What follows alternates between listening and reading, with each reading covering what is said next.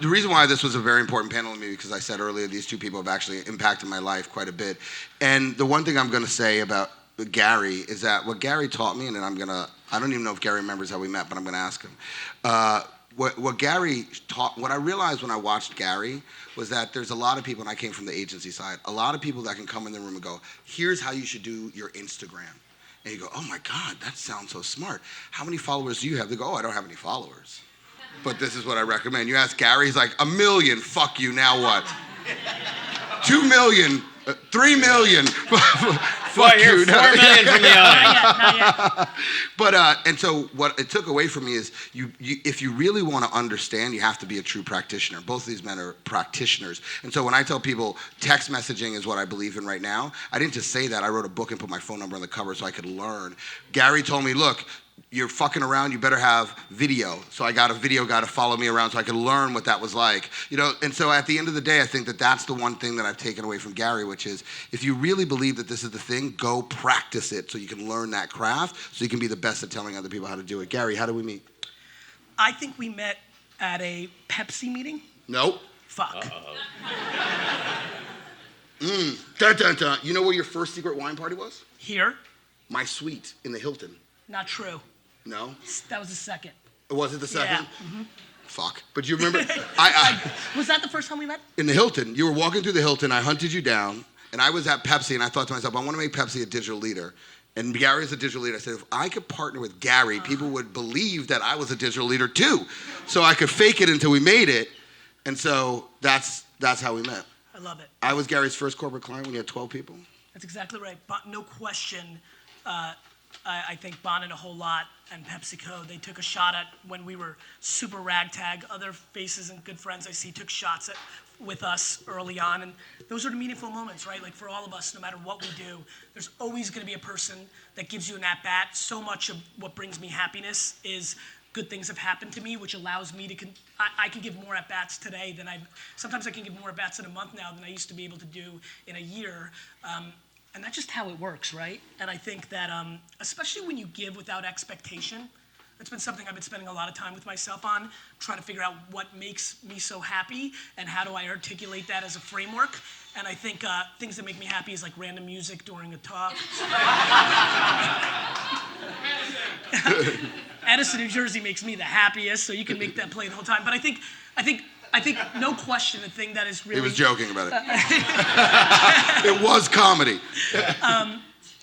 I think giving without expectation, right? Super big deal. First time we met, he brought a bunch of youngsters on his team. I remember like yesterday. And I'm just... You didn't remember when we met like yesterday? Well, we're old now. We're old, it's a long dude. time Yeah, we're ago. old It was fucks. a little more Okay. recent. I think what I think about, and I've already seen like 6 or 7 faces. I can remember a lot of those meetings, and I know them. When you default into giving without any thought of what happens in return, I'm really fascinated by the practicality of karma, and I think that it's one of the hardest core business principles. And so, yeah, I think that's what you guys and some of the other people here did for me, and I try to do for others. I had an interesting experience. By the way, this conversation for me is always, everybody can talk about marketing in the industry. We can talk about that, but for me, it's really like what it takes to make the person that you are is more interesting to me. Maybe because I talk about the industry all the time, but what was interesting is I had an interesting moment recently in my life, and this was like 2 weeks ago. I was in Michael's office, and I said, hey, look, I'm doing this or that. Should I ask for this? And he said, you know what?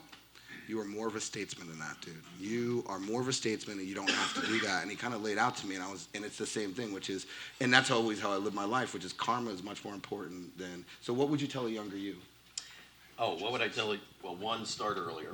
Believe in yourself and start earlier. And part of that is we are now in an age of such extraordinary disruption where, the iconic players of yesteryear. I mean, one of the things I think about a little bit is for about a 50-year period of time from 1940 to 1990, not much happened, right? It was madman for that entire period. Okay, we invented a Xerox machine. Big fucking deal, right?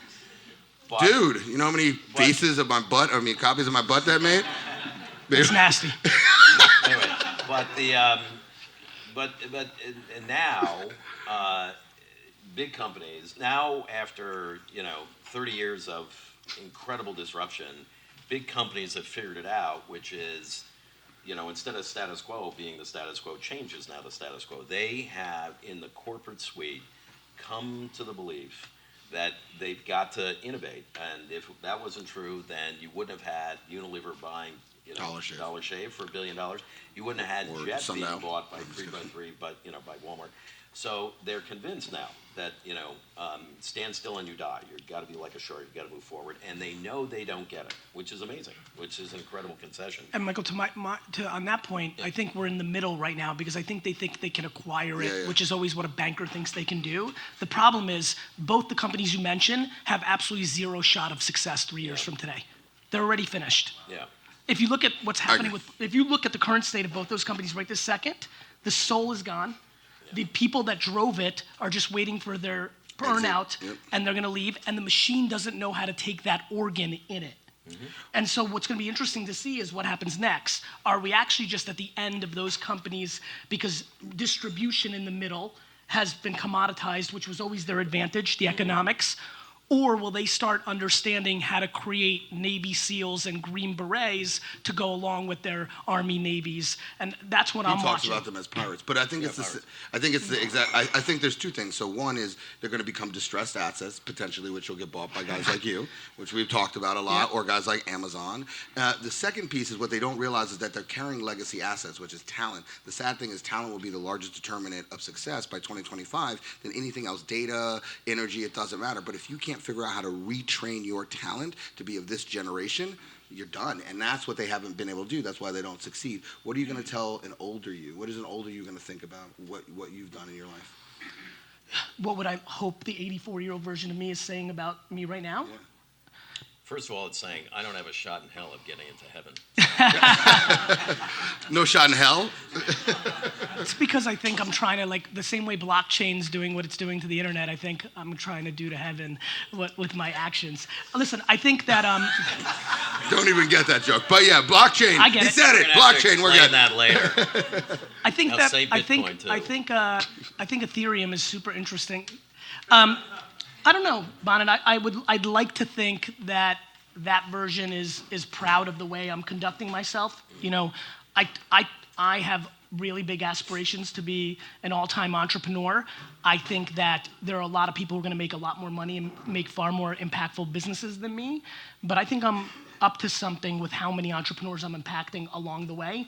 I know I'm giving up a lot of economics every year, which, for that purpose, and I think that should play itself out nicely. It feels nice to live my life right now, getting 20 to 50 DMs or emails a day of detailed 15-paragraph stories of how this one video or the consistent listening while they're running to the podcast. It feels nice. I got a couple of those off the back of my book, and it's a high that you can't replicate. You can't replicate it. It's funny to me. It's getting an email like that or going garage sailing and buying like a Thundercat for $1 that I know is $11 on eBay. Both those, but I mean this is interesting. Both those things give me a bigger high than landing a $7 million client. They just do. And I think all of us have those versions. There's things that, excite you or make you feel good that aren't necessarily tied into the economics in the business world that you're in. And I think those are things that we have to pay attention to. In 1999, I read Harvard Business Review for the very first time. I read a quote in it, and I have every single print edition of the Harvard Business Review since '99. I read a quote that said, "The mark of a great leader is where your number two goes to lead." And so I took that away, which is always make the people who work with you or around you better than you. And, I like to think, the people who've worked for me, that I have a decent track record of doing that. But I have a really important question. If he buys the Jets, can we buy the Giants? Ooh, rival. Yeah. Second. That would be preferable. That would be good. This is like Jet color. Yeah, I try to mix in green at all times. Did you get Mark Gastineau dolls? I love Mark fucking Gastineau. Number 99, dude. So in kind of that vein, Michael, so your organization's expanding. I've watched this man's organization expand. Right. It can't just be about you. So how do you make sure that... And have Katie. enough kids. Yeah, that's right. That's amazing. I think you did. Yeah, Right, yeah, you got a lot. How many kids do you have, Michael? I got 6. Michael's got 6 kids. And they range from 32 to 20 months. So.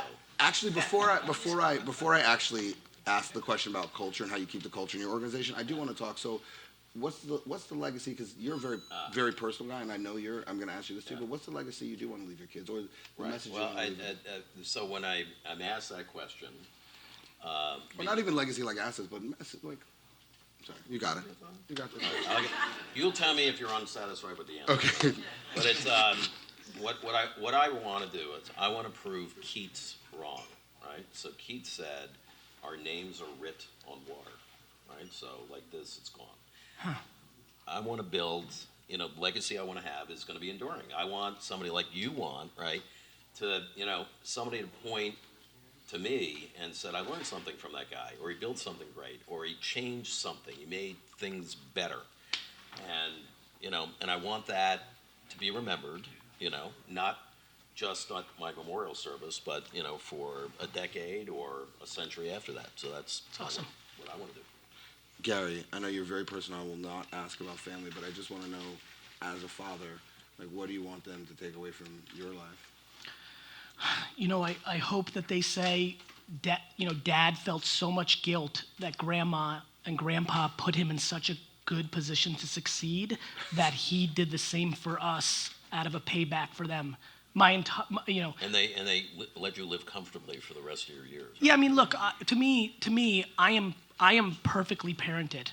I really believe that, which is which is a very, I'm driven by gratitude and guilt. I'm very aware that what they did was so all time that I feel a sense of giving back, so much so that it's not just to my children. I'm trying to, use modern technology and communication to give back as a whole. I was really put on by really special parents and put me in a real position to succeed at the face of what was politically correct at the time.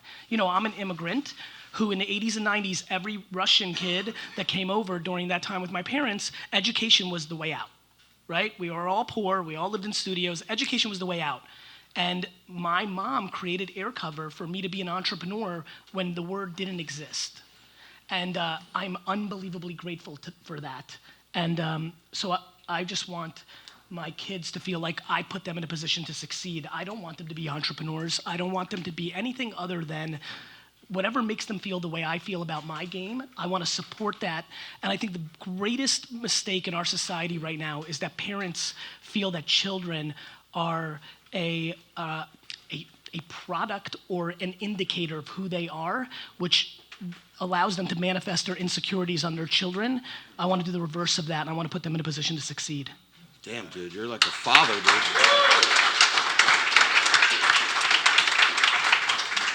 I've known this man for a long time, and that's some grown-up shit, man. Wow. Okay. So to that, and then I started asking Michael, but Michael, we're gonna come back and ask Gary. I've met you. You had 12 people.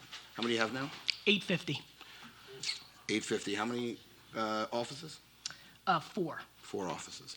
So it can't just be about Gary, although your name's on the door. How do you make sure? Doesn't really fit on the door. Yeah, both of your names are on the door, by the way. But he's got his nice signature. The Chuck part out. Yeah, yeah, that's right. How do you ensure that the people who come into that organization understand what you were trying to build or are building? I think. And is it hard? Anything great is hard. I think there's 2 things that I think they pull from opposite directions. When you ask that question, the first thing that runs through my mind is moldable dictatorship, right? There's just 4 or 5 things that I believe in tremendously. So you definitely are Russian. Yeah. I think it's super important to know what your 3 or 4 religions are, right? Empathy, it really matters to me. Attention really matters to me. The current state of culture really matters. And we have to create that way, and we have to strategize that way.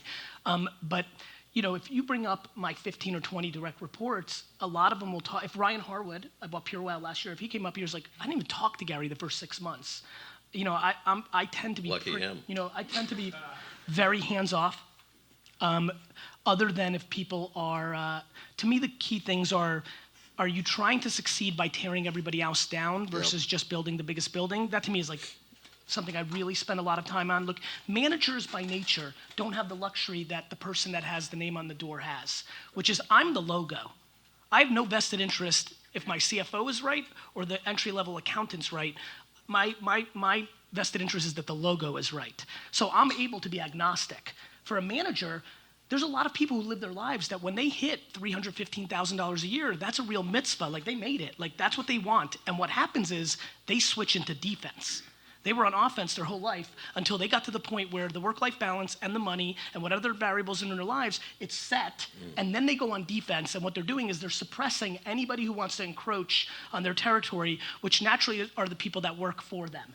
And I spend an ungodly amount of time paying attention to that dynamic. Everything else I feel comfortable with. At this point in my life, I now feel confident in my intuitive understanding of human behavior and how it impacts communication and products. So I'm going to continue to bet on that skill, and that will lead us in the right direction. Voice, AR, ML, whatever it may be. Text. You know, of course. I told him about text. He was like, nah, it's not that big. Now he's like, text me. Please. Good thing I record everything. We'll see. All right, let's go back. Go to the videotape. I think that that's what I spend a lot of time thinking about. Empowering them to no end while making them accountable for 2 to 4 things that really matter at the end of the day. I spent a lot of time thinking about being inside of large organizations, and the problem is their pyramids by nature are built to create that situation. And what I always used to tell my team is that, so even when I almost poached to go work someplace else for Mondelez, I could have said, give me the person, when they asked, what do I want to stay? I could have said, give me somebody else's role. But instead, I said, let's increase the pyramid. Give me e-commerce. And we put 100 new people underneath the e-commerce job. But that's very hard because everybody thinks that getting to the top means you have to step on the person above. That's right. And so, culture, how do you maintain? Well, I as Gary was talking, a kind of an expression that I had, or a philosophy that I had, and I didn't invent it, but I think it's very true, which, apropos to exactly what you're saying, A people hire A people, and B people hire C people. And A people hire A people because A people says, oh my God, if I hire somebody better, they're just going to create opportunities for me. I am totally secure in my skill. I can quit my job and get rehired anytime. But they feel fine about that. They know that it only makes them better. B people, it's all about preservation, the preservation that you talked about. And they have to hire C's because they got to be smarter and better than the C's, because that's how they assure their own preservation in the pyramid that you're talking about. I think that the new workplace and the workplace that you have, the workplace that I have, are kind of different. People work in teams. It sounds like you're the type of manager that I also try to be, which is just walk around. You talk to anybody in your organization. You put up your feet on their desk and you say, what's going on? Tell me what's going on. What are the 3 things going bump in the night? And it's if you have a traditional organization, that just drives them nuts. What are you talking? You're talking to one of my people. Why are you doing? You can talk to me about that. And it's like, yeah, I can, but I want to get their point of view. So that has followed me around, the A's and B's and C's, and always try to hire A's. The tragedy is, at different times, and this was your point, an A becomes a B, and that becomes very hard, because when they reach that, that's whatever that number is, and all of a sudden it moves from advancement and expansion and generosity to preservation. And when it does that, then it's really problematic, and it just happens, and it's sometimes kind of with tragic results. Like, I'm building a business, all of a sudden it becomes really big. I'd love to push that person up, but all of a sudden that A became a B. What's interesting about that is we've been spending a lot of time on, and I did this kind of anecdotal. It's fun to have some of the faces in this room. I always thought if somebody wasn't going to be in my organization anymore, I appreciated them being in the organization so much that I want to do anything I could to help them in the next chapter. We're taking it so extreme that we're creating an internal job board. Because right now, where I'm sitting in the world, so many people are asking me for help for their hiring. And when you were talking, I said, I'm sorry, I'm bouncing around a little bit. It's how my brain works. The reason I was starting to tell you this is when he was talking, the thing that happens is unless you're able to grow the business at a rapid pace, you have moments where you can't feed all the A's. And so like sometimes they tap out, but sometimes the company taps out and it can't feed everybody, and that also creates the scenario. One of the things that's happening for me is because we've been marketing slightly different than a lot of people, and that is now becoming a little bit more of the accepted practice, we have a lot of talent, and a lot of C's are starting to think and are Bs. A lot of Bs are starting to think and are becoming As, and I can't feed all of them at the speed at which they're growing in comparison to how the overall company's growing. So that everybody wins, I'm spending a lot of time thinking about what would it mean if I take real talent, and how do you get people comfortable to raise their hand and say, yeah, I do want to be the CMO of that startup, or I do want to go client side and work at Mondelez. It's scary, right? Because if they don't get the job, then they think they put themselves in a vulnerable position. I think the thing I spend a lot of time on is how do I eliminate cynicism within the organization? And that's very, very difficult. I mean, people, when they leave Vayner, I try to meet with them, and I just had somebody who left after 4 years, just got to that place, and she said, literally the entire 15 minutes, she's like, I don't understand why I didn't come to you when you've done everything to create a scenario where you want me to come to you. My coworkers came to you. Like, I am not that kind of person. So, and I'm empathetic to that. I don't like to go to people either. So it's just a constant battle. Mm-hmm. You're always battling at scale. Mm-hmm. And that's what it's about. But we're lucky that we have expansive organizations, right? You went from 12 to 280. Yep. We're 850. I'm sorry, 850. I'm in 280. 850. I guess I reverse it. Anyway, but whatever it is, it's the same shit. Very, very, very rapid expansion. So you can, you can feed. You can feed. You can feed. And if you can't feed, it's problematic. I want to come back to. And don't let me forget this, finish that, but I want to say one thing about raising capital versus making money around feeding. But go ahead, I don't want to forget this way you'll Yeah, there's so many interesting topics we can talk about, including the whole venture thing, which is, yeah, right, exactly. See, that's. Well, I thought it was Michael Jordan next to me for a second. Anyway, I actually think you guys have not spent enough time talking about. We just haven't spent enough time. You have, and how those.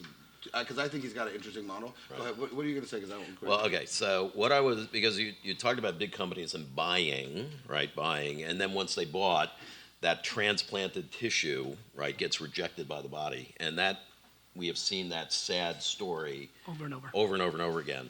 And it's almost at the flip of that it actually works and it's integrated as a rarity.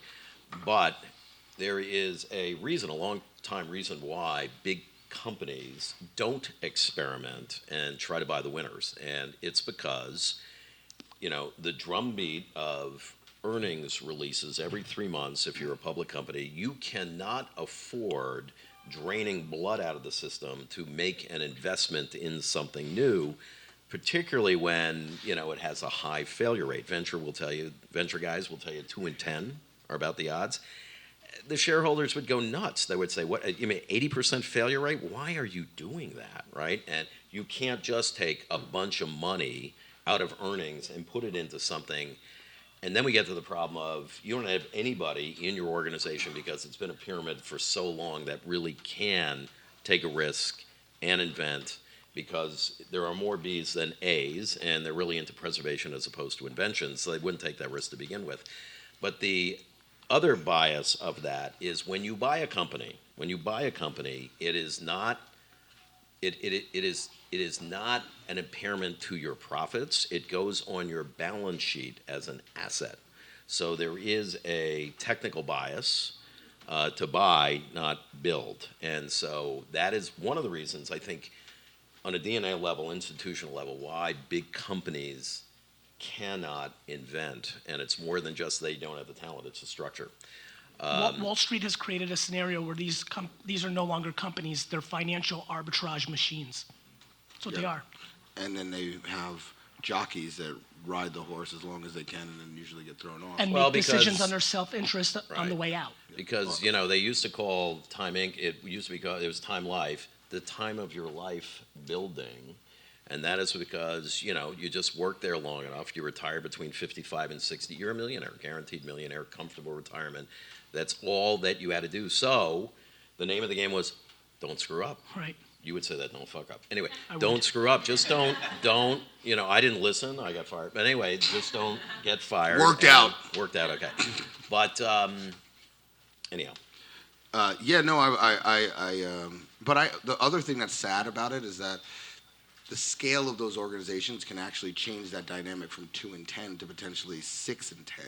But yet there's not room for that because the leadership has never seen what the failures of those small businesses are to understand how large-scale organizations can fix those. And one of it is just distribution and access. So like if we had, I tried to buy the first receipt scanning platform, and I said to the organization, it was a distressed asset, it was $12 million. I said, look, we're going to make this a de facto standard. We're going to put it on every single one of our packaging. And they said, yeah, but none of our competitors are going to use it. I said, I don't care about our competitors. There's 1,200 categories in a grocery store. We represent 10 of them, and those 10, all the rest of the categories though, but we're the only people who can get it to scale fast enough. But they couldn't see their way out of it. Yeah. Now imagine if we had owned Checkout, this was before Checkout 51, before all those. Imagine if we had owned that. Yeah. Or I tried to sell him animal crackers. But we had a $250 million movie deal. Animal crackers is a $20 million business. $20 million business, we didn't care if it fell off the truck, but yet we could double it, triple it, and then we had a movie deal, and they were like, we don't see the economics. I was like, oh my God, you're killing me, what do I have to do? Sorry, go ahead. Right. Well, no, but this man is incredibly rare because he was a rebel inside of a very giant business, and he actually succeeded. Some days. I don't talk about the failures ever, just so you know. Well, but it was an incredible. You spent imagine all the energy that you spent instead of fighting your own organization to like inventing, right? It was probably 3/4 or maybe 90% fighting your own organization. Your legal department saying, I can't do this. It's like, it's a word. What do you mean? What are you talking about? Anyway, but it's. That's where you guys cross paths, right? You guys have similarities in that. Yeah, that's true. We started with big companies and try to reinvent them. There is a book, before I lose this thought, called Creative Destruction by a guy named Richard Foster, a McKinsey guy. It is supposed to be a manual, right, for big companies of how to reinvent, but when you read it, it becomes very clear that they're screwed. Forget it. It can't happen. It is example after example of how they are so lame when it comes to invention, and he gives many, many great illustrations of that. But you have to ask yourself the question, why, when all of a sudden we went from oil lamps, used to be whale oil, right? That's what lit every city, and all of a sudden became oil, but all the actors that were in whale oil, none of them went into oil. The wagons that won the West, the Canastota wagons, right? Why didn't that become Fisher Body and General Motors? They just didn't. And why, right? Why now, that it does take a Musk, right, to bring the brand new automobile when these big manufacturers are not leading, they're following. And it has to do to the fact that it becomes, if you remember Shawshank Redemption, that talks about being institutionalized, they all become institutionalized. Front to back, all the organization, every piece of capital and infrastructure and skill base is built for this machine, and nobody elevates it to 35,000 feet to ask what business that we're in. So they're no longer incentivized to do. But why did Amazon invent Amazon, right? You would think, right? Why didn't Kroger invent Amazon, right? Or Barnes and Nobles. Why didn't they're like, oh shoot, how'd that happen? So right, Barnes and Nobles. Damn. Well, you know what? Actually, the first step is denial. Nobody's going to buy a book that way. I was told look that at it first. When I took ecom, they said, "Are anybody ever going to really buy an Oreo online?" I was like, "Oh my God." Yeah. Meanwhile, we took it 65 to 265. So literally 5 years before Google, okay, Time Inc. invented the first Google, and it was called Pathfinder, right? Except the mistake was that the only fact you could find out was contained in Time Inc. titles. And the thinking was, well, shit, if it's not in the Time Inc. title, it's not, who's going to know anything outside? So it's not fake news. So it failed miserably, right? But the idea is that the people in this room are the people who are going to realize the future. If you look at this country, and we're all here because we love this country. If you look at this country and you look at some of the great companies, the Facebooks, the Amazons, they're from here, right? And it's because we are, very adaptable, and we're all capable of this reinvention, creative thinking, and I guess I'll end. No, we're not ending. Did you want Well, my piece, just by saying that, being an entrepreneur is the hardest, bravest thing that anybody can do, and you can't do it well unless you are all in. Or you're all out. No, or you're capable of dealing with other people's opinions. The reason people struggle is because when you're an entrepreneur, it's really fun to work somewhere, right? When you work somewhere, when something goes wrong, including if you get fired, you blame your boss. My boss fucked me, right? Like entrepreneurship's difficult because there's no wiggle room out. You fucked up. Like everything that's wrong in my company is 100% my fault. Like and there's hundreds of issues right now. I hired the head of that department. I created that process. Like everything runs through me, and I think people struggle with entrepreneurship more because they're worried about the judgment, and you've got to be able to be numb to that feedback, and that is not most people's makeup. Yeah, no, I agree with that. I'm learning that, to be honest. And Bonin, I think the thing that's happening, one thing that everybody here has to understand is like, look, we've lived through 8 or 9 years now of economic prosperity. There's a fuckload of people running around this town right now that think they're special. They've never made money any month they've run their company. They've lost money every month. Yeah.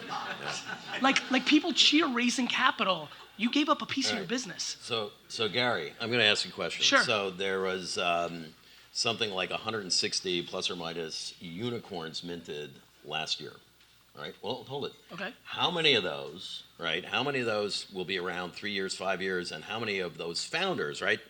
$1 billion is the valuation of this company. How many of those founders, right, are going to walk away with a meaningful amount of money? Probably 10 to 20% will be around and do their thing, and 80 to 90% of the founders will leave with meaningful money. With meaningful. What, yeah. of those 10 or 20? Yeah, because once they Of get tho- no, right. but of those 10 or 20. But here's my point. One more time, I want to make sure we're Okay. agreeing because Okay. I think 90% of the 10. 160 right now are going to leave with meaningful money. Really, I don't Yeah. think so. Well, first of all, it might just be we have a different definition of meaningful money. No, it might. No, really, it might. I mean that. Meaning, I think somebody who runs a company and is extremely good at raising capital for a company that eventually goes belly up, but she or he is able in Series C and D to take home $10 to $30 million and take it home is meaningful money for something that ended up being a house of cards. Okay. My definition and yours are different. but the reason why I anchor that as 10 to 30 is 1 to 3% of the whole shooting match, right? I mean, these are companies worth $1 billion plus, but we do agree on this, which is most of them will just go poof, right? So think about that. They have been exalted by the press, right? 160 unicorns, right? Unicorns. And they're going to, $1 billion plus. And the bulk of them are house of cards. The bulk of them have never made money. The bulk of them are really a product of financial engineering and good salesmanship. And by the way, a financial community that has more money than it has either brains or deal flow. And there's a certain urgency. There's too much money in the system. Guys, the biggest... How do you feel about venture, Gary? First of all, can I just tell you, me and Gary, this will be the 5th year that we've done this. Everybody who I put between us gets chewed up. This is the most docile I've ever... I'm like, oh my God, it's working. So I brought the big gun. I was like, put Michael right in front. I'm holding my own. Yeah. I think... How do you feel about venture? Look, the biggest financial loss in my career, personally, was 15 months ago or so when I decided to not close out the fund that I was raising and give back everybody's capital, yet I was carrying the talent and anticipating the 2% management fee on a $150 million fund and took a complete bloodbath. And I do think $10 million is meaningful money. And so I'm not in the business. I'm not in the business. I'm not in a, I came from zero. So when you come from zero, losing 7 figures out of being noble feels really fucked up. And so it's the most proud I've ever been in my life. And it happened because as I was raising this fund, I just woke up one morning and said, holy shit, I don't believe in this game right now. And so what am I gonna do? Lose, because it's funny, losing that money was really smart because I know myself, which is if I ran that fund and that money got lost, and it would have, because if you don't believe in something completely, you're now guessing. The reason I've been good, I don't predict. People are like, he predicted shit. I don't predict anything. I fucking execute early, and then I communicate about it. And so I don't guess. And so, for me, when I don't guess, I'm investing in Facebook and Twitter and Tumblr like I did early on. And when I'm guessing, I looked more like the investor I was in the back half. And I just knew that shit is fucked up. I'm very down on it right now. I have not invested meaningfully now for 2 years. I'm really struggling with it. I will get back in the game because I genuinely believe in voice. And I will absolutely bet on apps built on top of Google Home and Amazon and Alexa. So I'm excited. It's the first time I'm kind of feeling like I'll get back in the game because I've seen this rodeo before, right? Because these are apps on top of a device that will matter. You know, Spotify and Waze and Instagram, these are apps on the iPhone. And so I'm excited about that, but how do I feel? I feel very negative about it. I think there's a bunch of B and C and D and E, F players who think they're entrepreneurs and all-time entrepreneurs because it's cool. We put it on a pedestal. I think people raising a bunch of capital and burning cash, have no idea what the fuck they're doing, aren't building actual businesses, are building on top of platforms that have all the leverage, they have none. Yeah, exactly. And I'm just not into it, and I can't wait for shit to hit the fan and carnage and blood because... And I mean it, here's why. Because in the game of business, merit should prevail. Like, you shouldn't win if you suck. And so everybody who's rolling around I'm so everybody who's rolling around with a t-shirt of their startup and think they're special and are really pumped about, like, you know, like, I raised, like, guys, listen to the conversations. Yeah, I know. Every conversation's I raised. I raised this. I raised that. I raised children. You know what I mean? You know. But it's interesting because so you know, Michael came from zero, got fired, had the paycheck in his pocket, and built this business brick by brick. But what were the things that kept you up in the night when trying to build a real business versus... So the biggest thing you hear in the venture conversations is the most amount of time, and you talk about this too, that a founder will spend is raising money versus building a business. And you say that to me all the time. Yep. And the reason why he built the incubator he has today is because he doesn't want the founder to spend time raising money. He doesn't think that that's important. Money's easy. Businesses are what's hard. And so just talk about, I feel like that ethos was built... First of all, one thing, I think one earmark of an entrepreneur is the fact that that you grew up really hungry, and I think 100%. all three of us did that. I grew up real fucking hungry, I'm not gonna lie. Go ahead. I know. But Still starving. Let's get this going. You're making up for it. So you got time, Bonin. but You just said we were old earlier. You know, the fact that You got a lot of fucking time. The fact, but there's so many things we can talk about. But I think one of the more important things about being an entrepreneur is having a North Star, because if you are in the weeds, right? You know, Rich said that to me the other day too. Rich Dennis. Oh, he Sundial. Yeah, it was interesting to hear. Okay. Go, keep going. So If you don't know your finish line, that's you have right. no idea how to That's fucking right. navigate. And because in the day-to-day, right, in the battlefield day-to-day, you know, all sorts of ugly things happen. And if you don't have a 35,000 feet view, your compass you'll just be lost. Because if you soak up every day, you're going to have some victories, and oh my God, you're going to have 3 defeats in a row. And do you love micro defeats? Do I love micro? You know what I love? I love being what Edison said. Right? You remember? No, you don't. Okay, Edison said. You're only old enough to remember Edison. Me too. We're pals, by the way. We hung out. New Jersey was good. So, but what he said was, I never failed. I learned 10,000 ways how not to make a light bulb. And that's what I think exactly what you're getting at. Micro defeats. Yes, you got to, they're not defeats, they're learning opportunities. And we talk all the time about quality at bats, right? You can strike out, but what I demand is a quality at bat, right? I think, Michael, the problem there is too many people in this room and in this game are looking for the short-term economics. Yeah. Right? Like, I mean, back to you have time. I think the reason people struggle with micro defeat is because they're looking to do it so fast. The amount of 20-year-olds who think by 30 they have to have their multi-million-dollar thing, you just see it in people's behaviors. You take shortcuts, and then when you're taking shortcuts, you make fatal flaws, not short-term flaws. And that is, by the way, one of the things, we have an internship program, and everybody there wants to be, an entrepreneur, and we kind of say, okay, let's level set. Number one, this is not college, right? When you're in college, you're a customer. You're not a customer, okay? Everybody here has their hair on fire, and the answer to whatever they want, if they say, get me coffee, the answer is yes. Don't say, wait a minute, I didn't spend $70,000 a year to go to Yale, right, to get somebody else. I mean, fuck you, right? I mean, we need coffee right now. Why? Because we're going to be working for the next 23 hours straight. So So number one, you're not a customer anymore, right? And number two, they do have this visual that they come up with an idea on Monday. On Tuesday, they raise capital. On Wednesday, they got the MVP. On Thursday, somebody buys it for $1 billion, and on Friday, they're in San Tropez. And you just got to disabuse them of that, and because that's just not how it works. It's a lot of hard work. It's front to back. It takes time. It takes So time. you can't get, we can't go to San Tropez?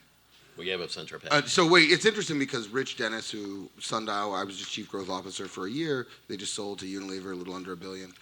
Everybody's like, "Oh my God, Rich, da da da! Oh, it's amazing! I can't believe what you've done, da da da."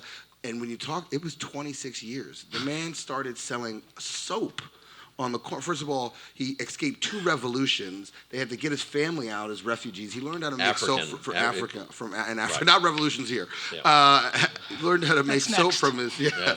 They lived 12 people in a 3-bedroom apartment. Learned how to make soap from his grandmother, used to sell it in the village, and started selling bars of soap on the corner in Harlem, dude. And then to have a $300 million largest natural beauty business, and then to sell it. I mean, you're just like that. But Gary, I've watched you. I've watched you for 2 years, but I watched you do, and that's what people don't understand. Gary came to me, 12 people, 30, 60, and he was like, "Okay, what do big agencies look like?" And we had a heart-to-heart, and I was like, well, here's what I know of da-da-da. And it was interesting to watch every single move that Gary wins, losses, re-architecting, shifting. And Gary still gets, I put the beauty business in his business, and when I saw some of the things I didn't like about it, he still gets an earful from me on like, this is, and Marcus gets a earful from me all day long because I know I can get him on the phone. But yeah, I think that people underestimate how long it takes. We're going to take 2 questions, so people get ready, and then we're going to shut it down. Let me just say this. I think advice is interesting. I think it always matters more when the person that's giving it to you actually lived it. The thing that I get razzed for the most on the internet happens to be the thing I'm single most proud of, which is I entered my family business, right? And so like a lot of people, when I put out content, will say, well, why do you listen to him? Like his family put him on. I went into my family business, which was a 3 million, but it's even better. And I'm not even sure if you know this. I've only started talking about it for the last 6 months and you've been too busy for me. So let me say this.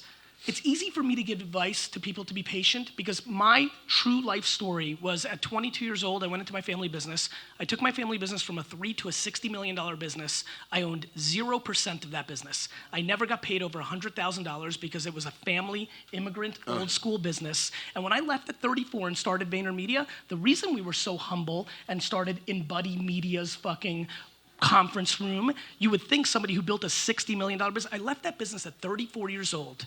Had no money and no equity to my name because the business was completely owned by my dad because I'm part of an immigrant family business and you go in and you build it for your family. And a lot of them end up, the dad leaves and you take it. I had a different path. So here I am at 34 for all you 20-year-olds, 0 to my name, right? Never got paid $100,000 a year and had the chip on my shoulder that I actually built something from 3 to 60. I built it. And left with nothing. That's so I started. Say you loved your parents. Though. I love them. Okay. But it's So still but Michael, it's important. Like that's the best thing I ever did. I paid them back for all the amazing things they did. That feels real whole for me. But people are just so impatient. I'd only started it then. And I had to grind then, and I had to scratch then. And I've done a whole lot in 8 years because I learned a lot in those years that I was running. You could do a lot more of your stuff. Stuff happens later in people. When did you start really getting like? Late 30s, man. Yeah. It's not tomorrow. And it's the late 30s on the experience of 20 years or 15, 18 years of good execution, right? And then you could start saying obnoxious shit like $10 million isn't meaningful money.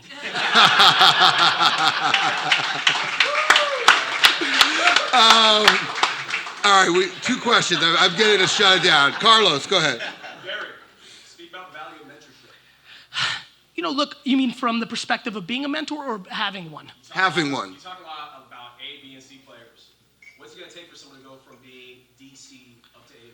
Look, I think everybody does it different, right? Like, I will tell you flat out, I've never had a mentor, not even my dad, right? Like, I'm an inside guy. I'm in my own shit, but I don't think that's cool. I don't think it's any. I think it's a flaw, if you want to be frank. Every time I've been open to hear shit, I'm like, oh, that helped me. And like it's just not my natural being.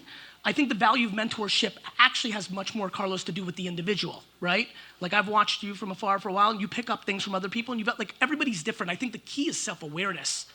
The key here is self-awareness. Who the fuck are you, and how do you learn? I knew how I wanted to buy the New York Jets. It was by buying nostalgic brands and flipping them. I knew that I had to eat shit for 10 to 20 years of running an agency to learn all this shit. Now I know what to do, but 10 years ago, my thesis was right. I could have gotten the capital. I could have done it, but I didn't know. The way I learn is by bleeding. We talked about trying to get you to buy mug root beer. That's right. That's how I learn. I need to taste. So I don't need a mentor because somebody telling me something is why I got D's and F's. I need to just go in and taste. Other people really get value out of mentors. I watch people, I give them one piece of advice, I'm like, how the fuck did they run with that shit and do all, you know?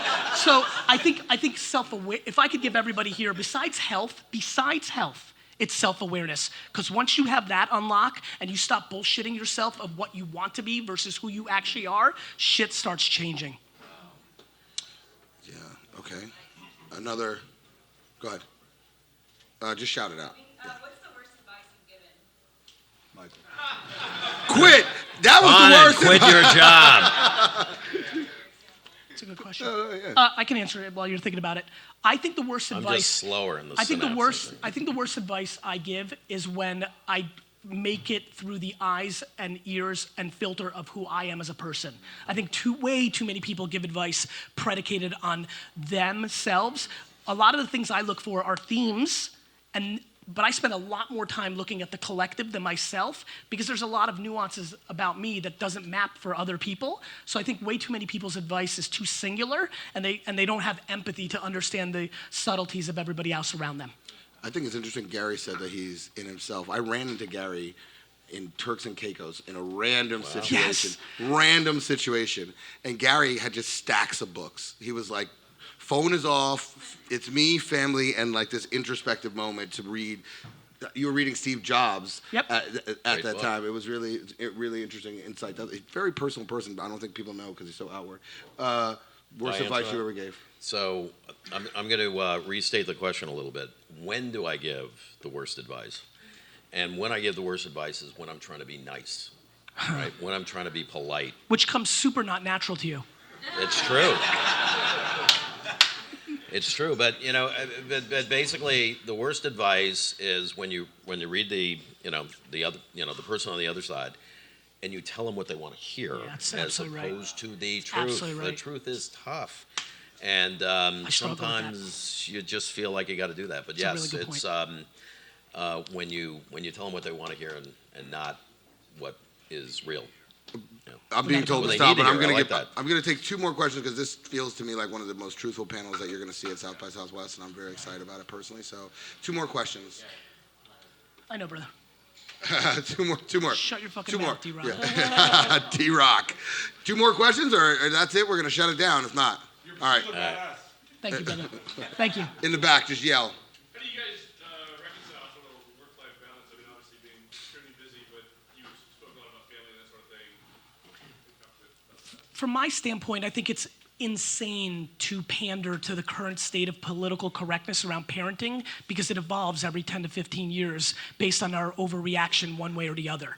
I think we beat ourselves up too much. I handle it super well. I know what my intent is. I fucking love my children, but I can't love anybody if I don't love my life. And so I'm willing to be selfish, to be selfless. I'm also the byproduct. It's very individual.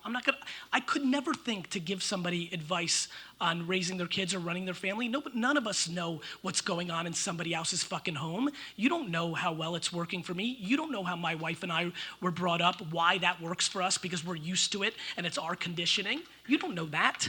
So cool, you want to tell me, like, because you feel good about yourself coming home at 5, but meanwhile you're on your phone the whole time? Like, the judgment of other people's parenting is asinine. I handle it super fucking easy.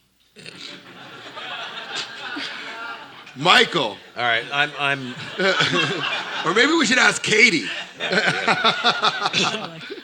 work-life balance. I think number one, you got to love what you do, right? So if you love what you do, if you love what you do, it all kind of blends together.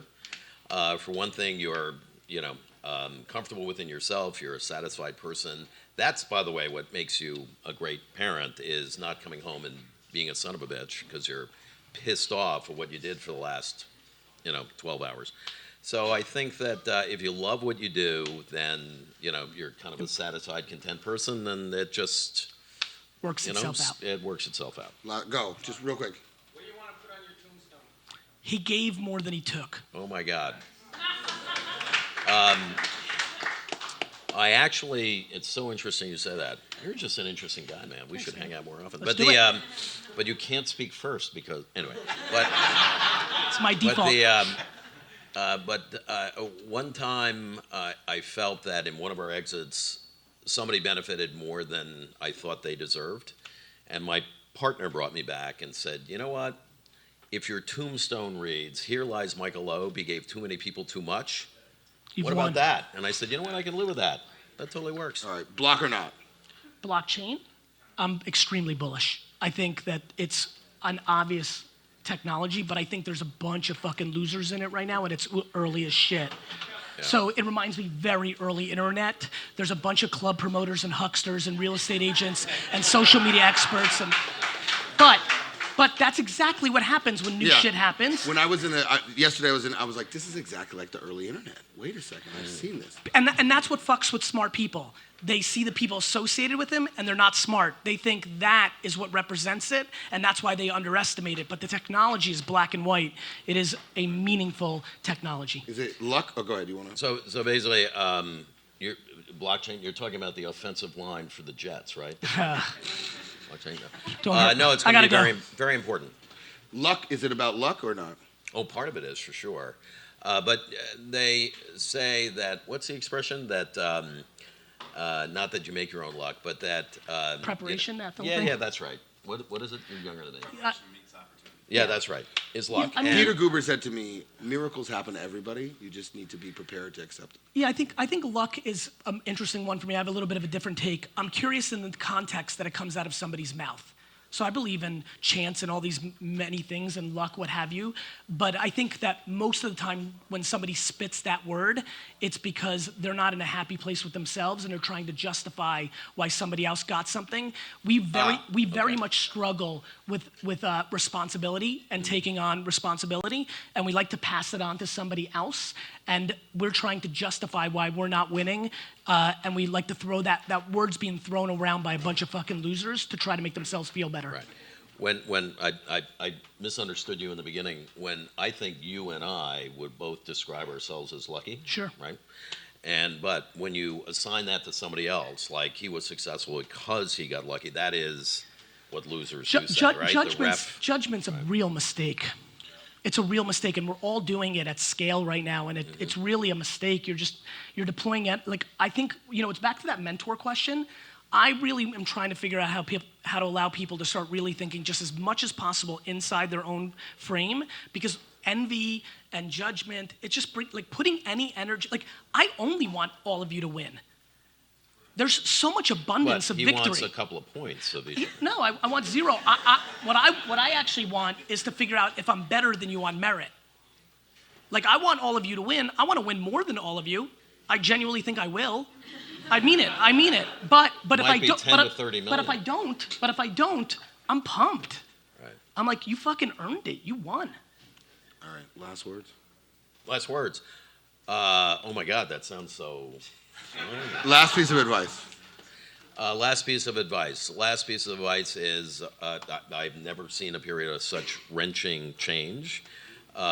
Me and Edison used to talk about this, by the way. Anyway, but such wrenching change, and you guys, everybody in this room, you're going to herald that change. It requires a great deal of conviction and courage. You've got to, again, have a North Star to guide you. In other words, the speed bumps of every day can be a little deflating, but you can't let that damage your spirit. Surround yourself with great people. We talked a little bit about advice.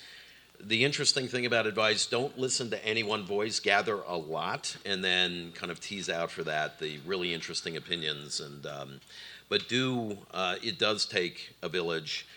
Be generous, pay it forward all the time, and create that community. And the only one way to do that look, if you're an asshole, you're not going to be able to do that. Everybody's going to figure that out. You got to be a good and generous person, then create that network that is going to be supportive of you, good times and bad. Your turn.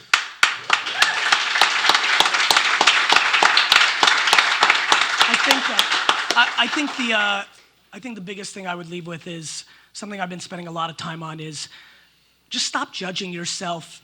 Everybody else is doing it for you already. I mean it.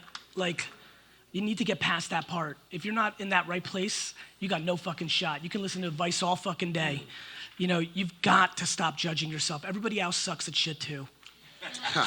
And not to attenuate this, but I'll share one other thing, and it has a lot to do with what you're saying, but I'll say it better. Anyway, but much more no long-winded.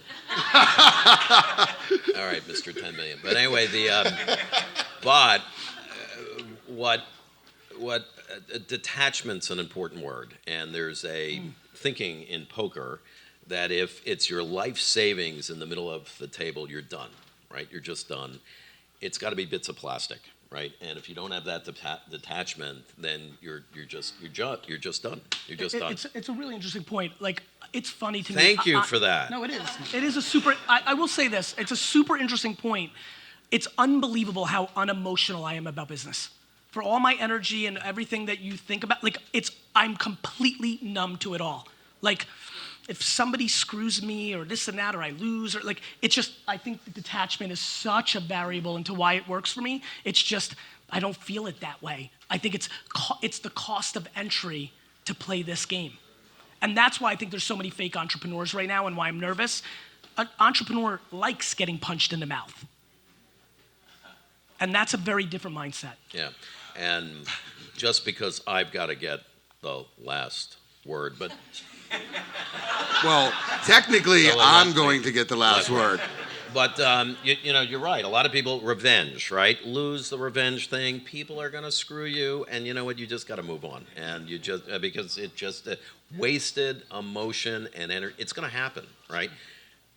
Guys are just going to, they're just going to fuck you. They just will. So well, look, so we have BreadBot in the back, which is an automated, autonomous bread bakery. Let's give a huge round of applause. I don't get a buy? Thank you, man. All right, everybody, thank you. But definitely go see our entrepreneurs from Idaho who have brought BreadBot here for our enjoyment, and I will hand it off to Katie. Next panel is going to be at 1:10 p.m. Everyone stick around for why all of your marketing is broke as fuck, because it is.